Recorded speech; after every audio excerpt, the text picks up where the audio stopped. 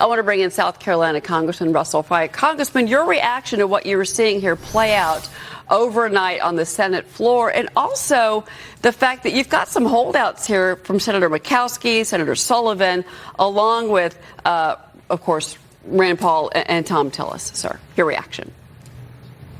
Well, I think, this is sausage making at its finest. And for those who are paying attention, which most of Americans are because they don't want their taxes to go up if we fail in this mission, this is a really important exercise. We dealt with this several weeks ago in the House of Representatives in the wee hours of the morning, and the Senate's doing that right now. So we'll see ultimately what they decide to do. But the mission, I think, is clear. It is that if we do not act, there's going to be a tremendous tax increase on the American people. And so for us in Congress, this is what we ran on: secure the border, fund missile defense and our troops, cut taxes, and cut deficit spending. This bill has a lot of that all rolled into one. Well, let me ask you this. I mean, especially when it comes to the House Freedom Caucus.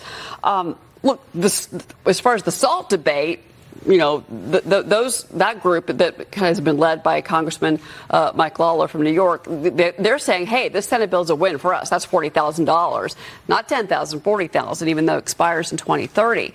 But now you've got the House Freedom Caucus saying, wait a minute, this does not cut enough because, just to remind our viewers here, the Senate's version adds almost $5 trillion to the deficit, even more that's the debt limit. But the Senate's version does add more to the debt than the House version did. So I guess in general, the opinion is the House was more fiscally responsible than the Senate is being. So how do you change it if and when it gets back to the House?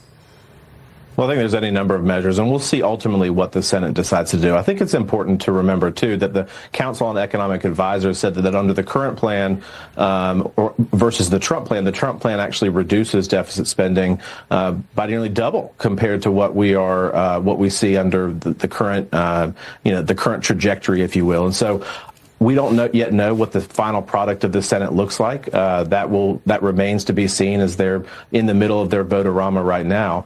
But the biggest thing that I think is important is that this is the first cut in mandatory spending in my lifetime. When you look at this, is that it repurposes and reforms government in a very powerful way. It doesn't mean that it's perfect, and it doesn't mean that the job is done yet.